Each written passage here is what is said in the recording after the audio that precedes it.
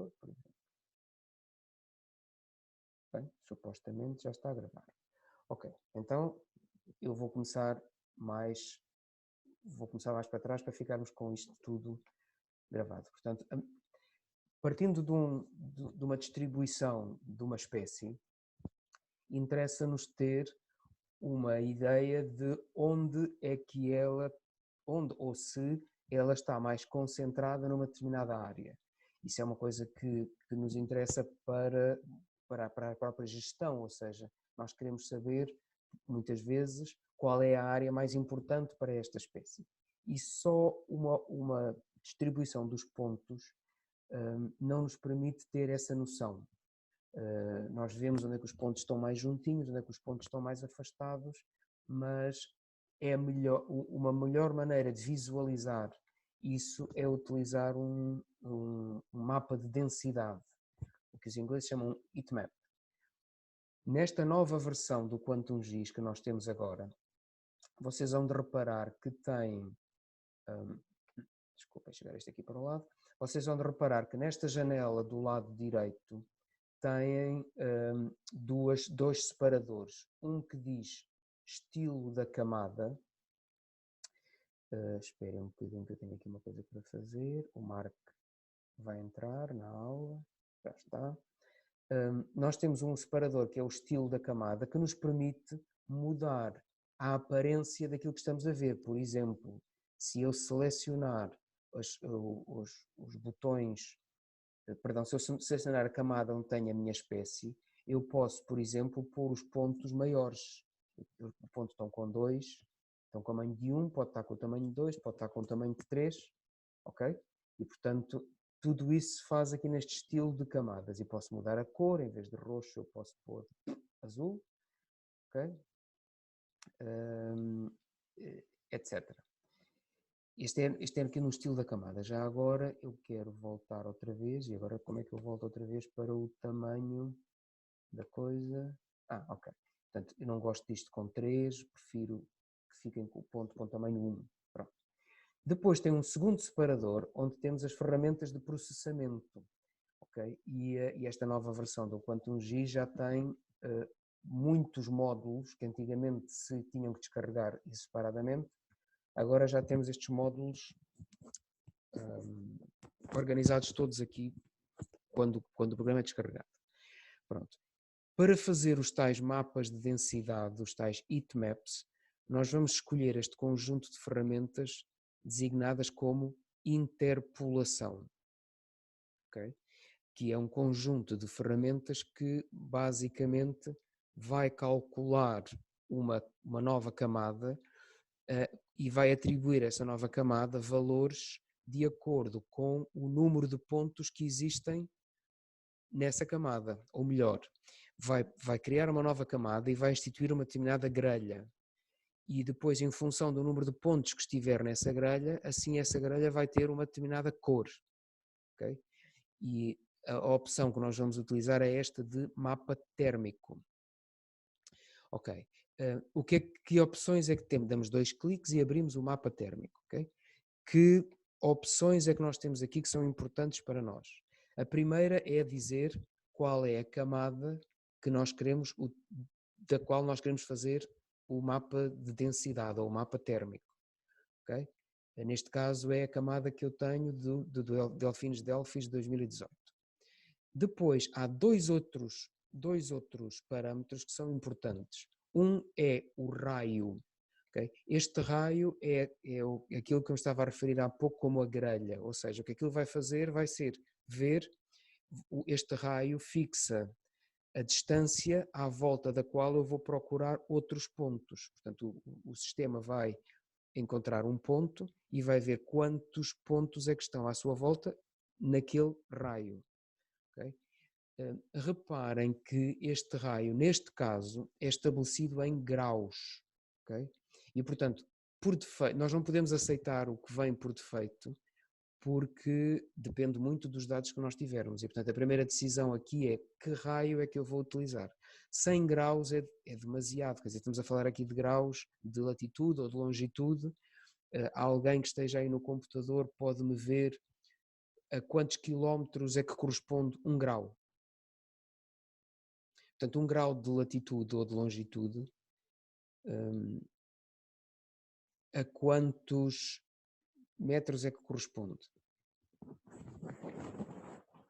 Ou quilómetros?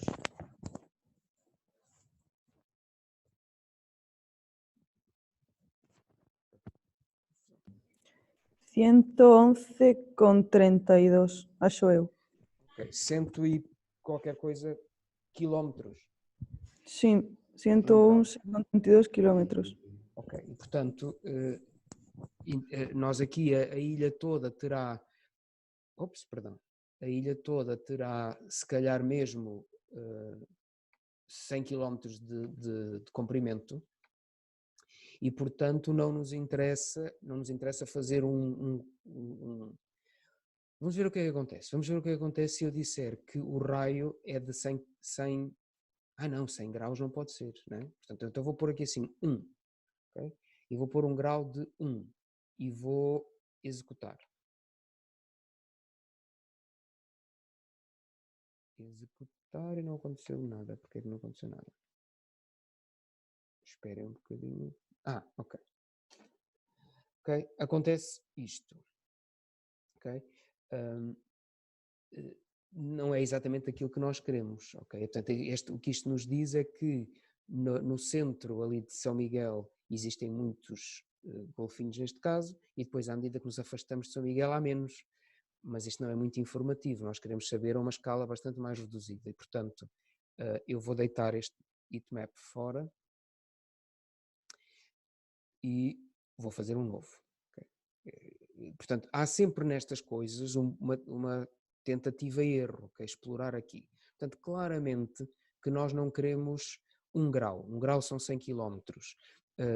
1/10 de grau são 10 km. Mesmo assim é muito, é uma grelha muito, muito grosseira. E, portanto, vamos dizer que 1/100 de grau serão à volta de 1 km. Talvez. Portanto, eu vou pôr aqui um raio de 0,01 graus, que deve ser aproximadamente 1 km. A outra coisa que nós temos que decidir também é o tamanho do pixel. Ou seja, o tamanho da representação gráfica aqui, o grão da representação gráfica. Nós vamos deixar assim, portanto, vamos fazer vamos utilizar o raio para calcular a densidade em 0,01, mas vamos deixar o tamanho dos pixels em 0,1, ou seja, vamos ter aqui quadrados de 10 km de lado. Vai ficar uma coisa um bocado feia, vamos ver. Okay? Fica uma coisa assim. Okay? Não é o ideal. Portanto, estes pixels são demasiado grandes. Okay? Portanto, ainda não é isto que nós queremos. Vou deitar isto fora. E, portanto, então, o que eu vou fazer vai ser um raio de 1 km, portanto 0,01, e vou fazer pixels com 1 km também. E, portanto, vou pôr aqui 0,01. Okay? E vou dizer, claro, que quero fazer isto com esta minha camada de pontos. Okay? E agora vou executar. Já fica um bocadinho melhor. Okay? Ainda fica muito pixelizado. Okay? E eu penso que isso tem a ver com o facto de eu ter escolhido um raio muito pequeno. Ok? E, portanto, vou deitar isto fora outra vez, este heatmap. E vou fazer o mapa térmico de novo e ver se desta vez já fica qualquer coisa de mais bonita. 0,01 como raio e 0,0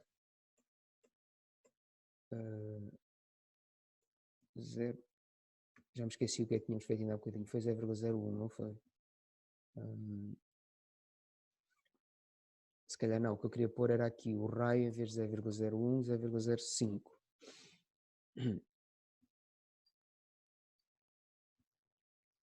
Okay. Está um bocadinho melhor. E vamos deixar ficar assim.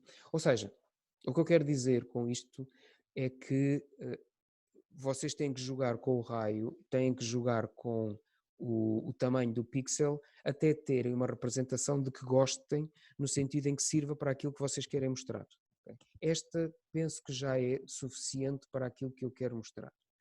Agora, mesmo assim, agora há uma coisa que eu não fiz e, portanto, vou eliminar isto e vou voltar a fazer outra vez. Que é o de gravar estes dados, porque se vocês não gravarem os dados, eles perdem-se da próxima vez que forem abrir o projeto. E, portanto, então vou repetir o processo, vou selecionar a minha camada de pontos, já sei que o meu raio agora será 0,05, já sei que o meu tamanho de pixels será 0,01, ok? E o que eu não fiz ainda há bocadinho foi gravar. Okay? Eu tenho que dizer onde é que eu quero pôr os meus pontos, ok? E então vou-lhe dizer que quero gravar num ficheiro, e o ficheiro, vou chamar o ficheiro dd itmap, por exemplo.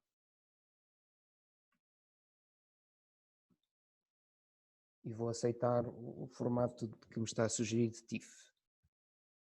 Okay? E agora executar. Pronto. Temos a mesma coisa que tínhamos ainda há pouco, só que desta vez temos, isto foi gravado, e portanto está gravado no computador e pode ser recuperado mais tarde. Pronto. Agora, esta imagem é muito feia, ok? E nós podemos torná-la um bocadinho mais fácil de perceber. Vamos ao estilo da camada. Portanto, neste momento o que nós temos aqui, temos a branco, temos uma variação entre o branco, que é as zonas de maior densidade, e o preto, que são as zonas de menor densidade. Se calhar, intuitivamente, nós gostaríamos que as zonas mais densas fossem mais escuras e as zonas menos densas fossem mais claras. E, portanto, vamos fazer isso aqui, onde diz banda única cinzenta, que é o defeito. Vamos mudar isto para banda única de cor falsa, okay? E vamos escolher a cor que queremos. Por exemplo, isto por defeito aparece vermelho, portanto eu vou deixar o vermelho. A outra coisa que acontece aqui também é que a divisão das cores é feita automaticamente. Portanto, o próprio Quantum GIS foi dividir as densidades que eu tenho em função do número de cores diferentes que tem, e apresentou assim esta divisão, esta imagem. Neste momento vamos deixá-la ficar assim, porque já serve para aquilo que nós queremos, mas mais tarde nós próprios podemos alterar estes valores que estão aqui e dar cores diferentes às densidades que queremos. E pronto, e temos o heatmap, ok? Este heatmap, eu posso pôr, por exemplo, sei lá, a linha da costa para cima do heatmap para que se veja melhor a ilha, ok? Mas assim já conseguimos perceber que esta espécie está mais centrada na zona ali de Ponta Garça e na zona de Ponta Delgada do que no resto da ilha. Okay? Portanto, este é o heatmap. Agora, no protocolo, o que eu vos digo é que nós, quando fazemos este tipo de análises, este é só o primeiro passo. Okay? O passo que nos interessa é fazer alguma análise estatística. Okay? E não vamos entrar aí, vou-vos só mostrar uma outra ferramenta que se pode usar, que é esta do cálculo de estatísticas espaciais. Se vocês forem ver no protocolo, isso está lá. O cálculo das estatísticas espaciais é feito em dois sítios. Há, ora, onde é que, olha agora, dê-me só um segundo que eu já não me lembro onde é que isso está. Nós temos que instalar, deixa-me um bocadinho, não é isto. Bom, há uma coisa que temos que instalar, que eu já tenho instalado, que é esta Standard Deviational Ellipse. Okay? Esta Standard Deviational Ellipse não está normalmente no Quantum GIS, ela tem que ser instalada. Portanto, no vosso QuantumGIS vocês vão ter que vir aqui abrir o QuantumGIS e procurar por ela, o Standard Deviation Ellipse, e instalam esta Standard Deviation Ellipse. Eu já cá tenho instalada. E e depois aparece aqui em cima. O que esta Standard Deviation Ellipse faz... perdão.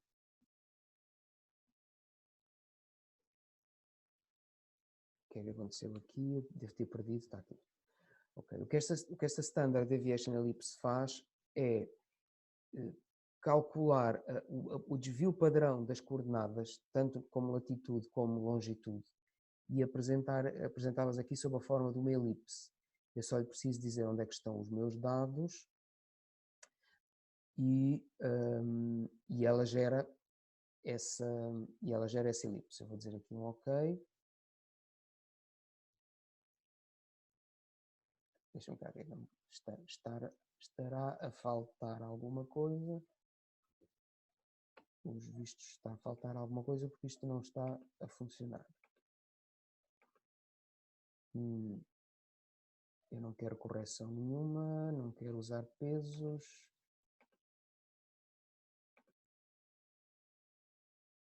Ok, close.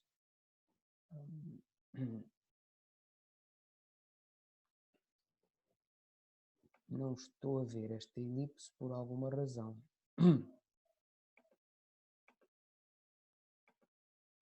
Não estou a ver esta elipse por alguma razão.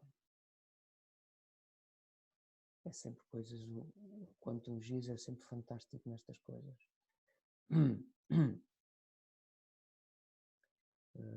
Não sei porque é que devia ter mostrado uma elipse aqui e eu não a estou a ver. Ora bolas. Não era isto que era suposto acontecer. Deixem-me tentar outra vez. Vou eliminá-la. E vou fazer uma outra coisa que é... Vou selecionar, vou apagar aqui, vou esconder aqui estes dados todos. Vou olhar para os meus dados. Ok. Vamos ver se o problema é este. Este aqui estão os meus... Eu quero só fazer isto para a ilha de São Miguel. O problema era capaz de ser esta, porque eu não estava a olhar, mas isto tem dados de outros sítios. Quando nós queremos selecionar só uma parte da imagem, perdão, uma parte dos nossos dados, podemos vir aqui à opção de selecionar, e há muitas maneiras de selecionar as coisas.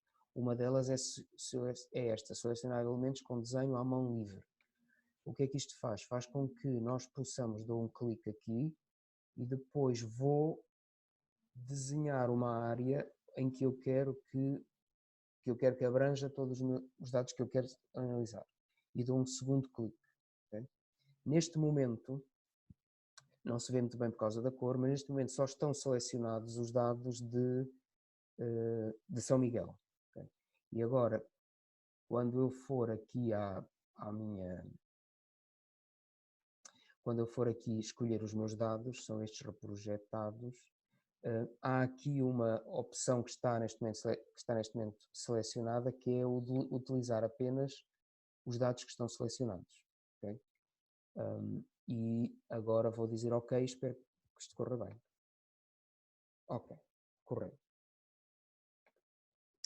Ou seja, o que aqui temos é uma elipse que é formada pela variação do eixo da latitude, portanto, qual é o desvio padrão na latitude, o desvio padrão na longitude, e é apresentada aqui uma elipse.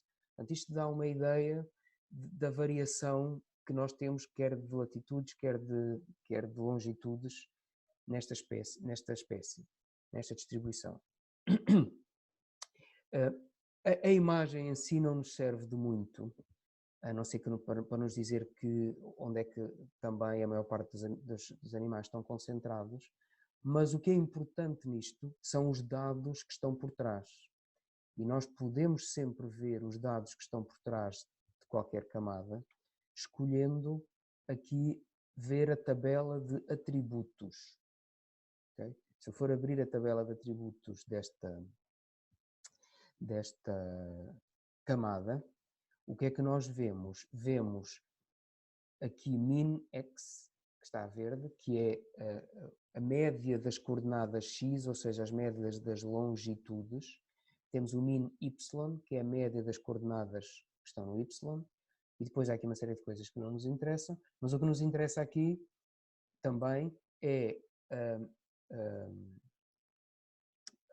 o desvio padrão associado à longitude e o desvio padrão associado à latitude.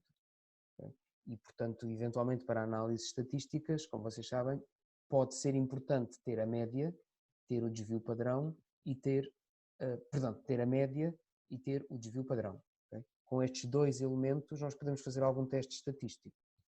Ok. E eu agora vou esconder esta coisa. Ok. E vou voltar a pôr a minha linha de costa e agora vou pôr a batimetria. Okay? Para mostrar a última coisa, porque nós não temos aqui muito tempo e a ideia é que vocês façam estes cálculos então até à próxima semana. E este último é importante, que é procurar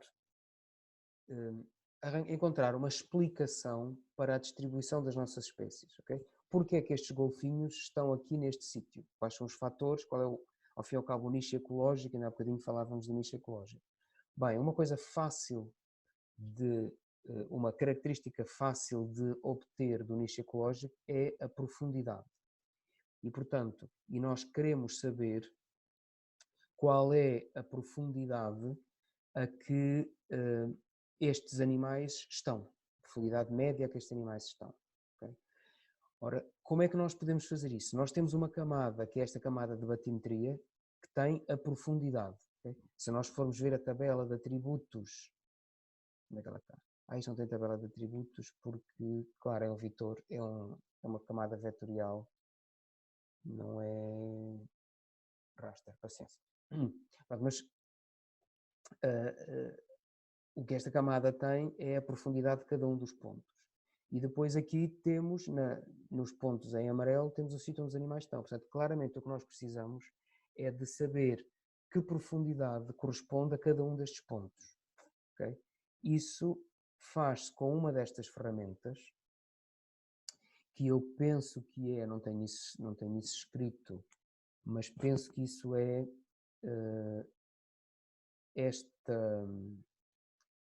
eu penso que esta camada aqui que diz reamostrar valores rasters. Deixa-me explicar, deixa-me ver. Exatamente. Ok, portanto, nas ferramentas de análise raster, okay, e lembrem-se que raster é um ficheiro, é um tipo de ficheiros em que temos coordenadas x, y e o valor de um determinado ponto.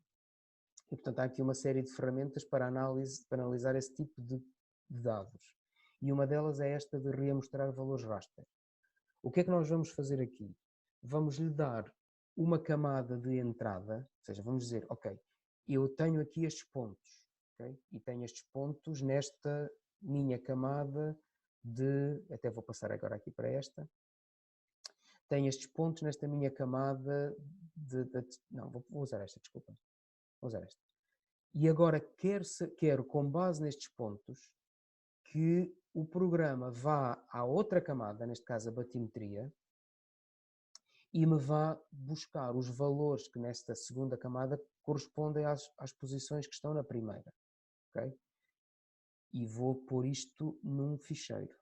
Okay? E vou chamar a este ficheiro Delfinos Delphis profundidade.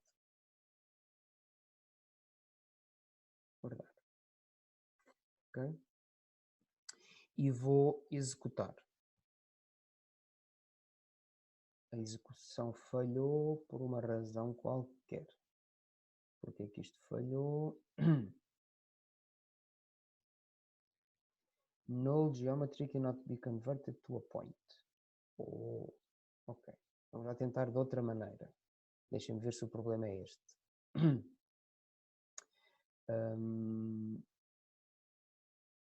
Portanto, ou seja, eu tenho aqui uma outra camada de pontos e vou ver se o problema é esse. Estou a dizer que escolho apenas os elementos que estão selecionados, que vai a esta camada e que faça o que tem para fazer.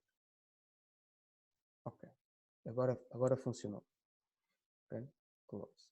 Portanto, era um problema de projeção de coordenadas que eu já vou explicar como é que lá cheguei. Ok. Então, a representação que isto fez é esta que está... Onde é que ele está? Aqui, nesta DD profundidade. Okay? Que são estes pontos aqui assim. Mas a nós não nos interessa tanto estes pontos, porque estes pontos, ao fim e ao cabo, repetem estes. Okay? O que nos interessa é um valor que foi calculado e que não está mostrado aqui, que é o valor da profundidade. Eu vou abrir a tabela de atributos, okay? E esta tabela de atributos é igual à tabela de atributos que eu tinha anteriormente. Okay? Vou confirmar, por exemplo, se nós formos aqui à tabela de atributos do Delfinos Delphis, das datas que eu tinha aqui, dos dados que eu tinha aqui de Delfinos Delphis, nós vemos que temos aqui temos este conjunto de dados, a data, a hora, a latitude, a longitude, a visibilidade, o estado do mar, uma série de coisas, comentários e empresa. Okay? É a última coisa que está aqui nesta coluna dos dados como vieram do Moniset. Mas se eu for abrir agora esta nova camada que eu criei, que chamei profundidade, na tabela de atributos, a tabela de atributos é igual à outra. Tem a hora, tem a latitude, tem a longitude, tem a visibilidade, tem o estado do mar, tem a associação, tem os comentários, tem a empresa e depois acrescentou um valor à frente, que chamou R-value 1, seja lá por que for.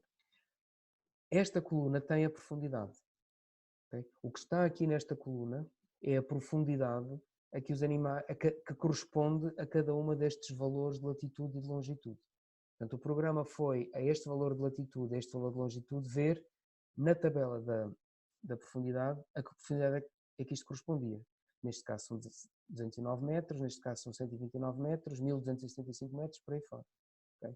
E o que nós queremos fazer agora não é tanto visualizar estes mapas, estes dados no QuantumGIS, o que nós queremos é tratar estatisticamente estes dados. E, portanto, precisamos de tirar este daqui e passá-lo, por exemplo, para um Excel. Okay? Vamos fazer isto clicando com o botão direito nesta tabela da profundidade, clicando com o botão direito e escolhendo exportar. Okay? E eu vou exportar, guardar elementos como. Okay? E agora, tenho aqui várias hipóteses. A hipótese que nós vamos querer é um ficheiro CSV, okay? Que nós já sabemos o que é. Vamos lhe dar um nome, e portanto eu vou dar a este ficheiro, pronto, pode ser que era aqui nas transferências, um valor de D, vou-lhe chamar, por exemplo, DD profundidade também.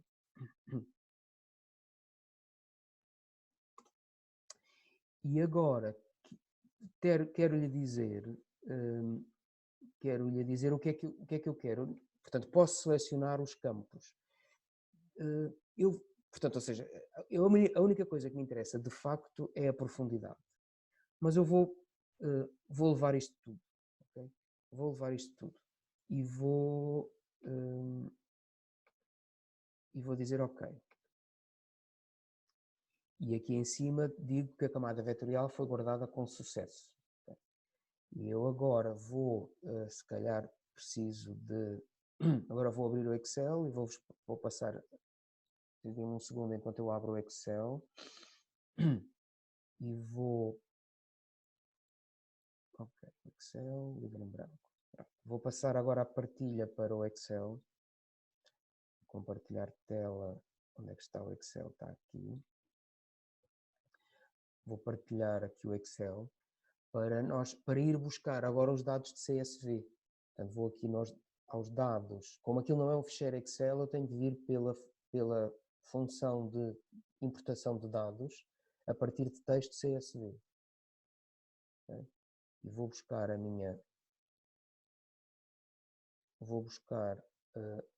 os dados que eu coloquei aqui nas transferências, que é este.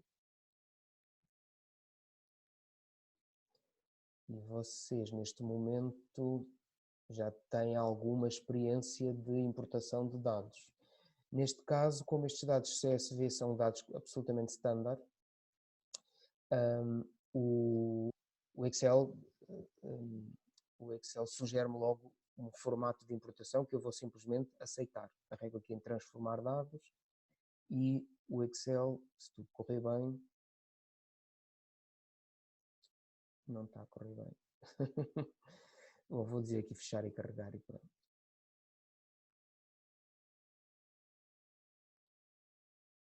Ok, pronto.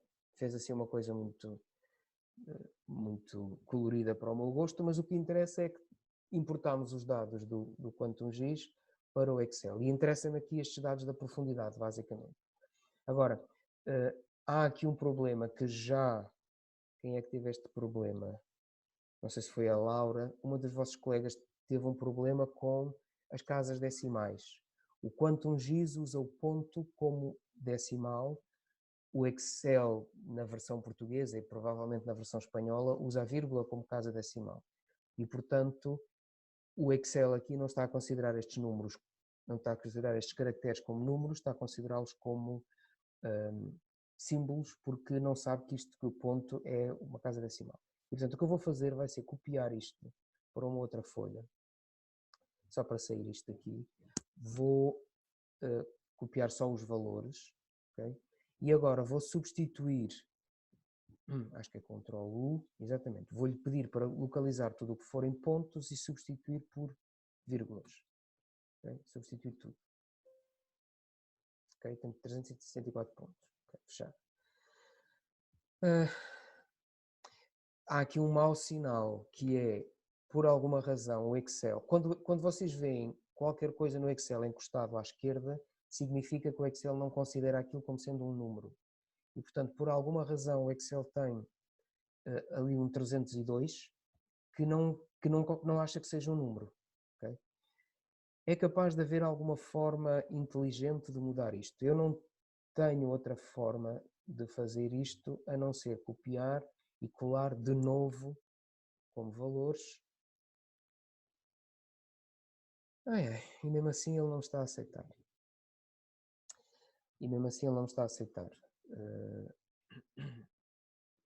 Deixa-me ver se ele aceita.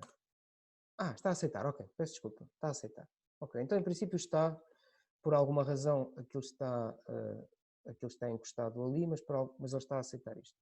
E pronto, e agora o que teríamos que fazer é fazer um gráfico com isto, ok? Eu posso, só para ver a distribuição das profundidades, só mesmo para a gente terminar, ok? Então eu vou pôr isto agora aqui por ordem, e eu vejo que a profundidade maior é 997, e portanto eu posso, por exemplo, dizer que quero pôr aqui os meus valores, quero fazer um histograma 0,200 até 1000, okay? Portanto, quero organizar aqui os meus dados de 0 até 1000, fazer agora aqui um histograma.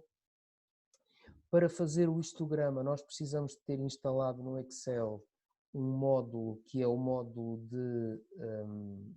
que é este módulo aqui de análise de dados, que eu tenho aqui em cima, no menu de dados em cima, aqui à direita, que não está no Excel de toda a gente, ok? E se vocês não virem, se clicarem em dados e não virem ali este módulo de análise de dados, o que têm que fazer é vir ao ficheiro, escolher opções e nas opções vir a suplementos, ok? Em suplementos, isto é complicado, mas vá lá que fica gravado. Em suplementos clicar em ir e depois selecionar aqui o Analysis Tool Pack e já agora ponho o suplemento Solver, que pode dar jeito no futuro. Então selecionam o Analysis Tool Pack e dizem OK. E então depois aparece-vos aqui em dados, aparece-vos análise de dados. E na análise de dados, o que vocês escolhem a análise de dados permite-vos fazer muita coisa, análise de variância, testes T, etc., se não utilizaram isto antes, mas aquilo que me interessa é o histograma. Okay? E o histograma é uma função do Excel que vos permite dizer, ok, vai aqui, a estes dados que eu aqui tenho. Podia ter feito isto de outra maneira, mas pronto. Vai aqui a estes dados que eu aqui tenho. E agrupa-os de acordo com estes dados que eu aqui tenho também. Okay? Estes. Portanto, ou seja, de 100 em 100. E põe-me os valores, e agora vou-lhe dizer onde é que eu quero os valores. Eu quero os valores de saída aqui. E já agora faz o gráfico. Posso lhe dizer para fazer um gráfico e dizer ok. Contém dados não numéricos. Eu sabia que esta gaita me ia chatear. O Excel tem coisas, ok? O Excel tem coisas. O que se está aqui a passar é que o Excel não está a aceitar estes números, este 997 como, desculpem, não está a aceitar estes, por exemplo, aqui o 997 não está a aceitar isto como números. Embora saiba fazer contas com eles, ele não está a aceitar como números. Eu não sei se consigo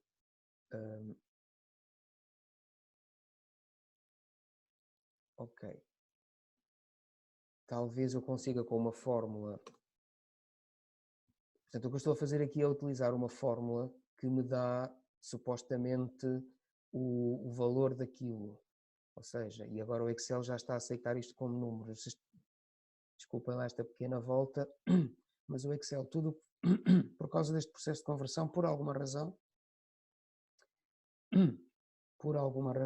ele não estava a aceitar aquilo como números. Espero que agora já aceite. Portanto, o que eu vou fazer agora é copiar estes valores e colar aqui só e colá-los como valores. Portanto, basicamente o que eu fiz foi transformar a fórmula no seu valor. E agora, supostamente, o histograma já deve funcionar. Vamos ver outra vez, dados, análise de dados, histograma, quero os dados daqui, aqui, quero os valores de agrupamento. Que seca.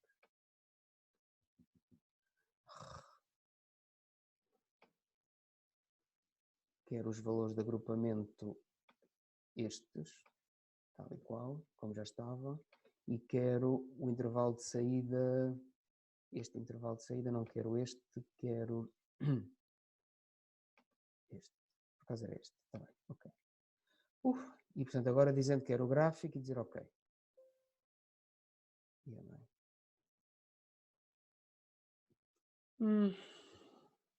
Intervalo de entrada, daqui, aqui, ok. Pronto,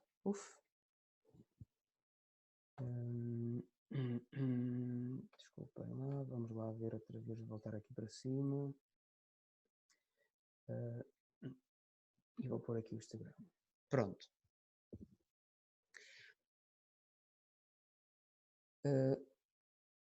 Isto não está bom. Mesmo assim ainda não está bom. Isto porquê? Porque está a considerar que eu tenho 75 valores que têm mais do que 1000 metros. E eu não estou a ver esses valores aqui. Tem. Peço desculpa. Tem, sim, senhor. Tem, sim, senhor. Os dados não estavam bem organizados. E, portanto, eu precisaria de ter dado aqui, ter continuado a coluna, os valores para mais do que 1000, de repente até 1500 ou uma coisa assim.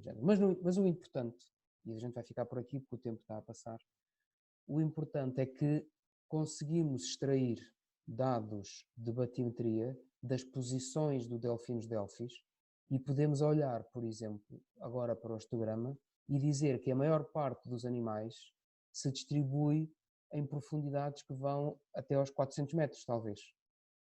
Ok? E como podemos ver aí, a maior parte dos animais estão na casa dos 400 metros, em 300 e em 200 também há muitos animais, e depois profundidades mais baixas e profundidades mais altas, a abundância dos animais diminui bastante. Okay? E portanto nós podemos ver aqui, por exemplo, que portanto, do total de 576 observações, mais de metade estão entre os 100 e os 400 metros. Okay? E portanto isto permite-vos definir um bocadinho o nicho ecológico da espécie. Ou seja, dizer que, e agora vou voltar para aqui, ou seja, dizer que neste caso os golfinhos comuns preferem, encontram-se sobretudo em profundidades até aos 400 metros. Pela minha parte, portanto, é este tipo de análise que vocês farão até à próxima aula. Okay? Há alguma questão que queiram ver comigo já?